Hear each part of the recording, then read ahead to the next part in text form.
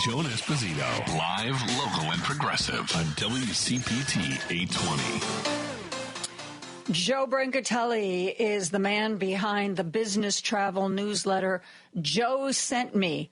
And it's fun. I am not a business traveler, but I enjoy reading it anyway. It always has lots of good information. Joe, I'm sure you've heard today we've had a couple of incidents. 2 American Airlines jets bumped wings at Reagan Airport, and now a helicopter has crashed into the Hudson. But you know what? I'm so glad we got rid of some of those air traffic controllers, because you're looking at waste there, buddy. How are you? Well, I can't remember when I was fine anymore, given the last couple of weeks. It's worth mentioning that down at National Airport in Washington, which of course is technically called Reagan National Airport, it shouldn't shock you that the airport now with the most troublesome airspace is the one named after the guy who fired all the air traffic controllers 40 years ago, forgive me, and we've never recovered from that. I mean, I tell that to people and they're stunned. We have fewer air traffic before Musk got what he wanted, whatever it is Musk is doing. Before Musk got there, we had fewer air traffic controllers then in the last 6 months than we had in 1981. So none of this should come as a shock. We've been awfully lucky in the skies, and it's going to be more difficult, not even so much because they're firing air traffic controllers, although they deny it. It's that our luck may be running out after all these years. This is the way it works. Like actors and actresses die in threes. Unfortunately, aviation incidents happen in bunches, and people get very nervous. Well, Joe, some people are saying, well, is it really that we're having more incidents, or is it just now that we're sensitive to this story where it's being reported more? Yes. I mean, both can be true. Everyone's got a cell phone now with a camera. So everyone's a quote-unquote citizen journalist. So we now, when wings clip on a runway, we know about that. But all kinds of other incidents we know about now that we would have never known about before. But there's also no question that there are troubling signs based on everything from aircraft age to the number of flights we've been pushing through the skies. However, the tariffs may take care of that. I mean, I guess if you're looking for the bright side of the tariff war, it scared travelers so much they'll stay home that airlines will reduce flights, and then it'll be less crowded in the skies and there could be less incidents. How's that for trying to put a happy Yeah, really. Picture? Not very good, Joe. You got to work on that. Sorry. You said in one of your newsletters recently that we might see a reduction in the number of flights to Europe, not because people from the United States don't want to travel from Europe, but if there really is a European boycott, airlines can't afford to have these planes fly back empty or half empty. How does that look to you now? Well, I think it's very concerning. And again, the average American traveler, whether he or she is a business traveler or a leisure traveler, doesn't think in terms of two-way. They think in, is there a flight for me out of O'Hare or Midway going to Point Y? They don't think about, does anybody get on the plane starting in Point Y trying to come to Chicago? Well, you need both sides of the equation to make airline economics work. Mm-hmm. And if the Europeans stay home, as the Canadians have begun to stay home, and actively snub the United States, there will be a lot of flights that simply disappear.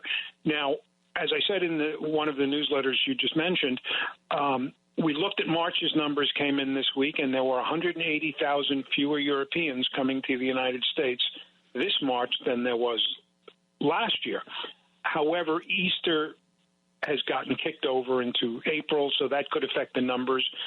Europeans do a lot of traveling around Easter, so we don't really know. But you can't ignore the fact, Joan, that the United States is not a very welcoming place to visitors right now.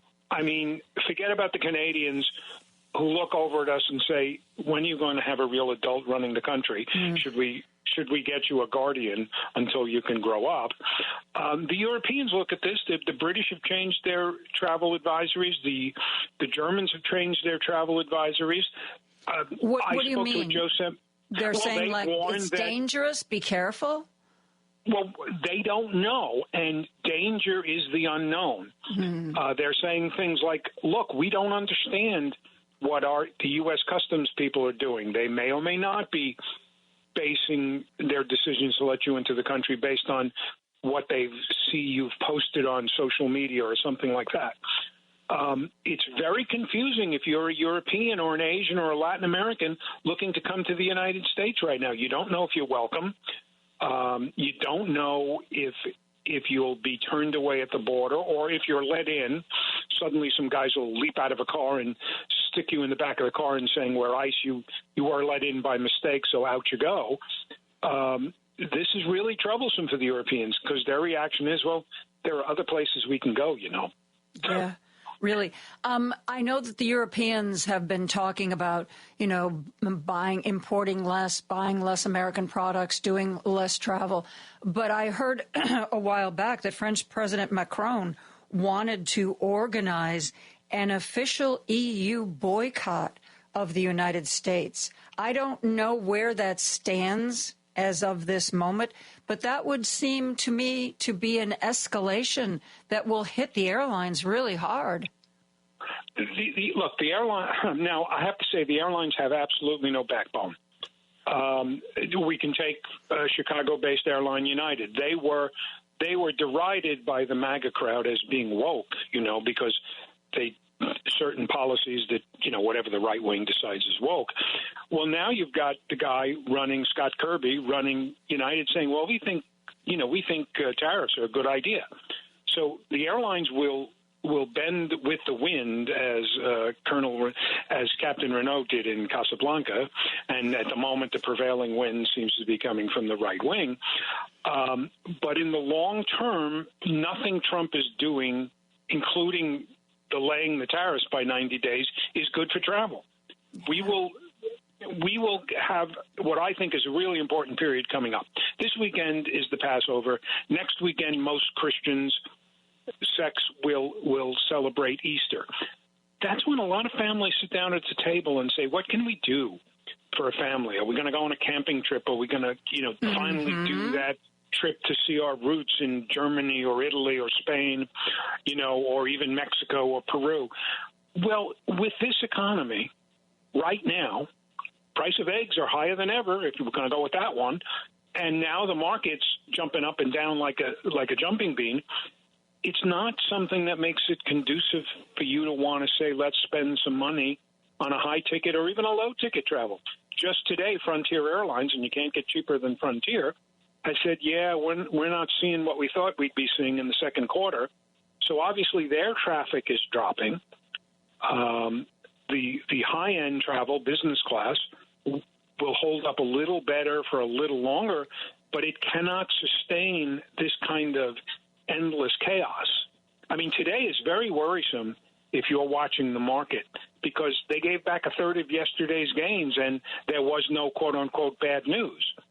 So it's pretty sure that if the market continues to drop, people look at their retirement funds, their 401ks, and say, well, I just don't think it's wise move right now to travel. So there'll be a lot of staycations again.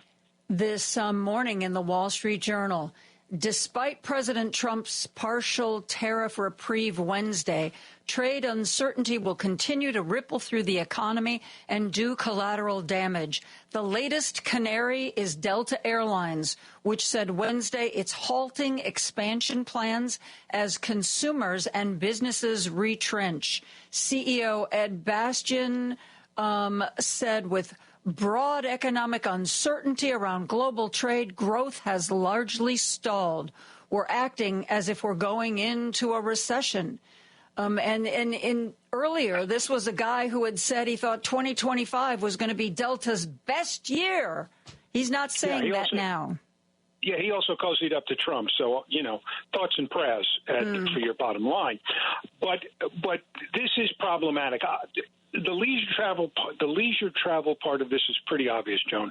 We all look at our pocketbooks and say, well, that trip we were going to take, we won't take. But business travel is much more, I don't want to say insidious, but consider the fact that a lot of travel into Chicago is going to shows and conventions at McCormick Place. You don't have to stop as a company, stop traveling to a trade show or a convention at McCormick Place to cut your travel. Maybe last year you sent 5 people. This year you say to your travel manager, look, just send 4. That's a 20% reduction in business travel right there. Without stopping business travel, you've knocked 20% off your travel expenditures. That adds up. And the airlines, for as nasty as they are not particularly profitable operations. Even in good times, airlines don't get up to what they call investment grade of 15% return on investment. So any kind of rupture really does impact them, and they will do all sorts of things, cutting routes, substituting smaller planes for larger planes, obviously putting on sales. But sales are self-defeating because not only do you not bring in the revenue you'd hope to bring in, you condition people to look at that price. You know, if somebody comes out with a $99 fare to California as to fill up the planes, when you try to raise it back to, say, $149, people notice and say, how dare you raise my price? So, so nothing that's happening here with tariffs is good. But then we knew that. Okay, and this is sadly what America voted for, and now they're going to have to eat it. And it might not be eggs because they won't be able to afford eggs. Good grief. Joe, you mentioned something that I want to go back to, that business travel, or rather business class, or I assume first class travel, that those seats are more profitable for the airlines, right? When they sell them, yes. But if they go empty, because I was going to say, why don't they just turn more of their plane into the higher priced seats? Well, you can't just say, okay, we had 20, let's say on a flight between Chicago and London, we had, say, 50 business class seats. Let's make it 60. The seats are not the same. You'd have to take the plane out of service, change the seats. But so the only way the airlines have, it's a blunt instrument. If people start traveling, the only way you can get them back into those seats up front is by lowering the cost or making it cheaper to claim a frequent travel award. I've been watching, needless to say, I've been watching the award levels right now saying, well, it's Easter coming up. My wife's physical therapy is done on Wednesday. In the perfect world, we would take a quick trip to Europe. We're based in New York, so it's easier. But even at that, the awards, the awards have come down a little bit, but not a lot, because no one knows what to do, Joan. That's the problem. It's not, as bad as it was when Trump said there's going to be no negotiations on these tariffs. Stopping the tariffs for 90 days only adds uncertainty, and uncertainty is death for travel. Yeah. People who are not. If he had have come out and said, whatever excuse of the day, whatever, I'm winning, the tariffs for everybody but China are gone, and they're gone forever. Would that have made people feel more confident? But this guy is so capricious. Who knows if he even if he said, because now I'm seeing reporting this morning, Trump is leaving open the door to extending the tariff pause. But how is that supposed to make a business which has to plan ahead? How is that supposed to give them confidence? Joan, you're right. We know the answer to this. Okay, I've tried to keep the political side of this as limited as possible in my newsletters because the facts, I believe, speak for themselves. But there is no plan here. Listen, I'm born and raised in New York. I grew up a half a mile from Trump's father's towers, not the Trump Towers in Manhattan, but the original Trump Towers, what we used to call them. Okay? Trump's father was a smart guy, not a nice guy, but a smart guy. Trump is not a nice guy, and he's stupid. He has no plan. He has no reality. And when your own guy like Elon Musk, who plowed $300 million into his campaign, calls your trade guy, Peter Navarro, a moron, it's hard to argue with Elon Musk, at least there. I mean, he's listening to a guy who made up his sources. Okay, we're journalists. We know what that's. Was that Ron Barron or something?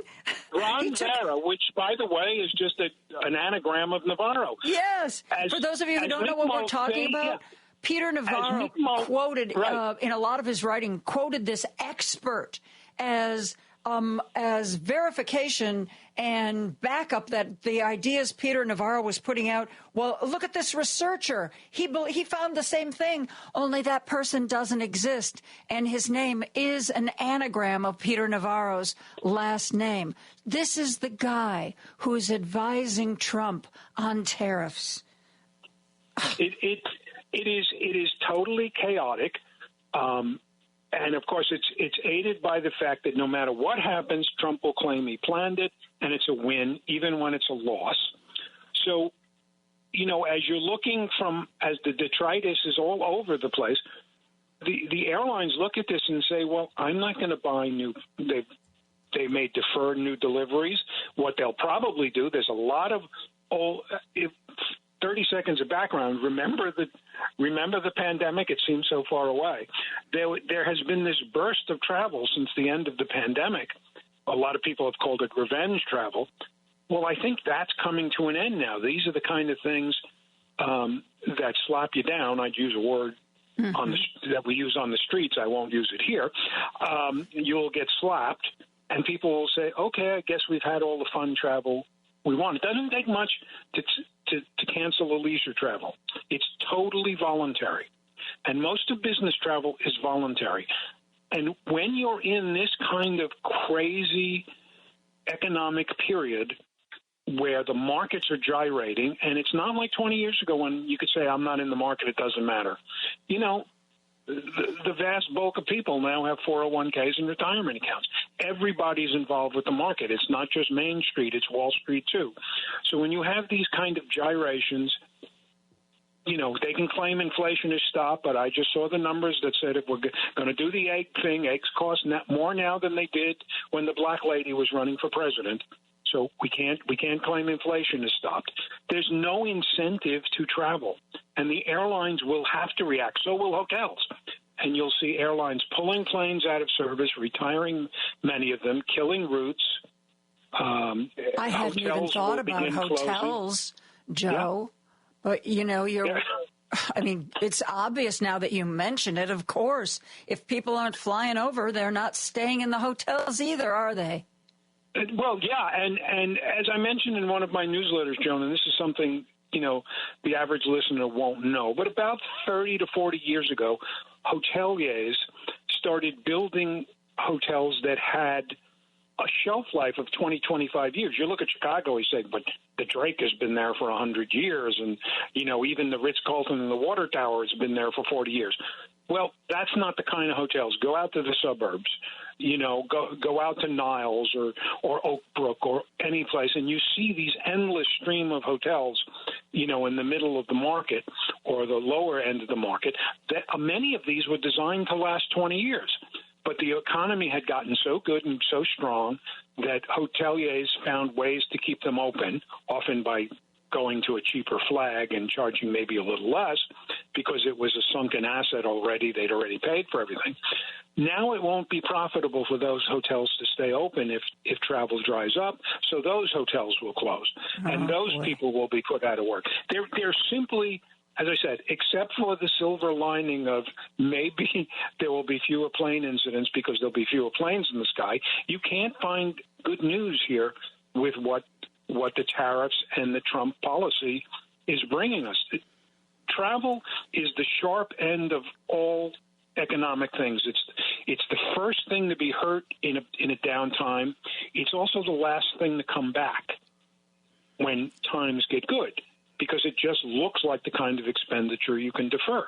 Mm-hmm. So this is just death for travel. And, as I say, we'll know more in a couple of weeks after Passover and Easter what the whether anybody will keep buying summer and fall and even next holiday season. I mean, don't forget, people will sit down at their holiday tables and maybe plan with their families. Do we want to go to Europe, for Christmas or New Year? Mm-hmm. Well, if they pass on it now, they won't come back because, honestly, they won't have a chance to talk. Yeah. I mean, that's the kind of life we live now. You can say all you want about we can do it all on a text string, but you tend not to plan travel that way as a family. So this is also coming at a terrible time for discretionary leisure travel.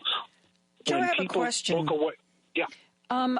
Apparently, Palm Springs, California, is a very popular travel destination for Canadians. The Tourism Bureau there said that they get an estimated 300,000 Canadians. And as you know, Canadians are a little ticked off at us right now. So the Palm Springs Chamber of Commerce, you know how they all throughout Chicago, or probably, I don't know about New York, we have banners, promoting a theater company or promoting a neighborhood festival. We have all these big banners that hang off of lights. And Palm Springs is putting up banners right now that say, "We love Canadians." It doesn't seem like the kind of thing that would maybe turn this around. Is an effort like that even worth it? It helps. Listen, the best news I can say about this is that the average Canadian understands the average American. Even the average Trump voter does not want to go to war with Canada, okay? Either economically, socially, politically, or, heaven forfend, militarily. But the Canadians are the most frequent visitors to the United States. It's not something you might think about, or you might believe it without even knowing it. More Canadians come to the United States than any other international travelers. For example, England, which is the largest European visitors, 5 times more Canadians come than Brits. We need Canadians to come, especially in the Sun Belt and places like Palm Springs, in the winter.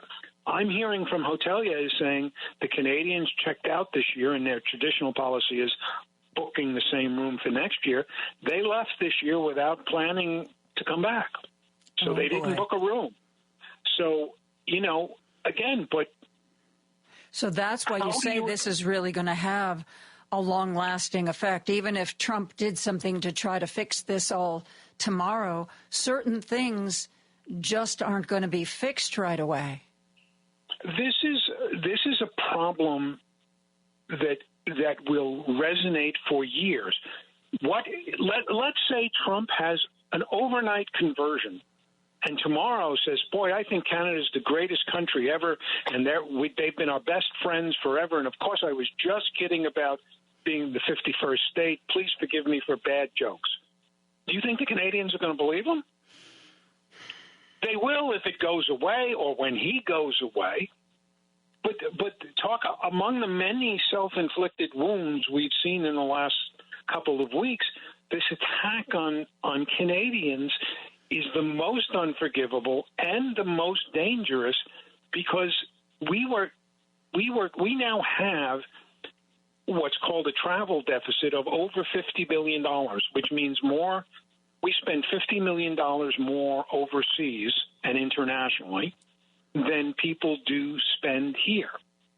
If people stop coming here, it's only going to get worse. So as I say, there is just nothing you can see in the travel horizon right now that is good news because of what's happened. I mean, and one thing you said, I think we really need to stress, you said that this will cause, because if they're going to cut back on flights, this will cause airlines to retire older aircraft. A lot of those older aircraft are bigger aircraft. I don't want to fly in those little bitty planes. You're all smushed up in the little bitty planes. Well, there's 2 levels of this, Joe. The littlest, bittiest planes, those RJs, in fact, those planes that clipped wings today at National, may disappear because they're very old. They're first generations of what we call in the travel industry RJs, regional jets. and a lot of them come into Chicago to connect onto a bigger plane, okay?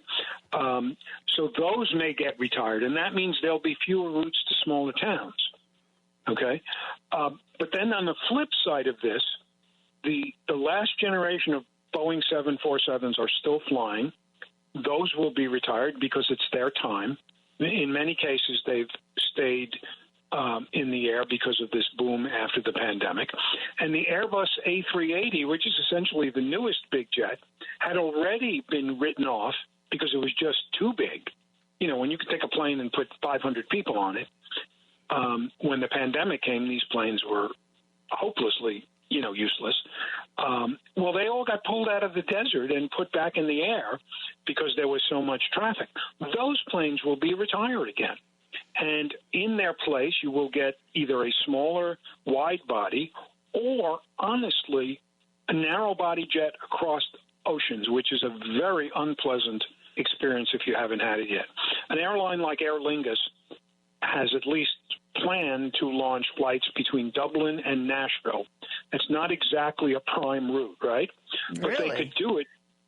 But they could do it because there are these very small planes, essentially a domestic aircraft that they've re-equipped to fly really long distances, 3x3 across one aisle.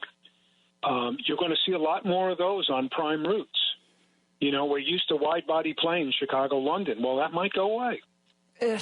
Because these planes, the newest generation of planes, are so efficient, but the cost of efficiency is they're very narrow and very small. So these so-called long, thin routes, as the airline industry calls it, will come What's visit Chicago. What's a long, thin route? That means it's a long route with a thin plane? It's a route like Nashville, Dublin. Oh. Not a lot of traffic. You could never support it with a big, fat, wide-body plane with two aisles. But you could possibly support it with one of these, what they call it, I don't want to get so technical, it's called the Airbus A321LXR. It's a plane you might take between Chicago and Los Angeles, re-equipped for super long and transoceanic traffic. So it carries like 160 people instead of 300. And there'll be one aisle, and it'll be 3x3 in coach, and you'll have even less legroom than you have now, and even the premium class will be not quite as good. So you'll see more of these as these planes come off the line and the airlines retire the bigger planes. People like frequency. You can't, if every place flew once a day, if you flew between Chicago and London once a day, you could fill up a 2,000-seat plane. We don't have a 2,000-seat plane, but you could.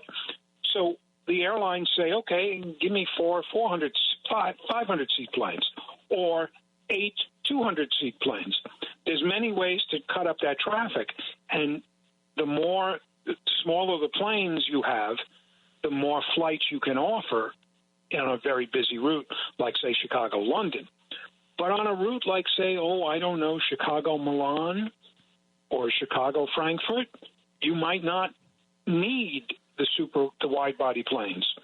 You can substitute smaller planes to go there, and that will be less comfortable, assuming you can even justify the route if the tariff thing doesn't go crazy. So these are all unintended. These are the unknown unknowns, as the late, great Don Rumsfeld once said. Yeah. Or what no one had on their bingo card. And certainly no one in the Trump administration has thought about this, certainly nobody at the Commerce Department or the Transportation Department, because these guys have all been told whatever Trump says is the law, and you just keep your head down and do it. Joe, thank you for joining us. And I want to this has been a lot of really great information, and if you weren't taking notes, this conversation is going to be available. Look for Joan Esposito featured interviews wherever you get your podcasts. Joe Brancatelli, you can find his insights at the Business Travel newsletter.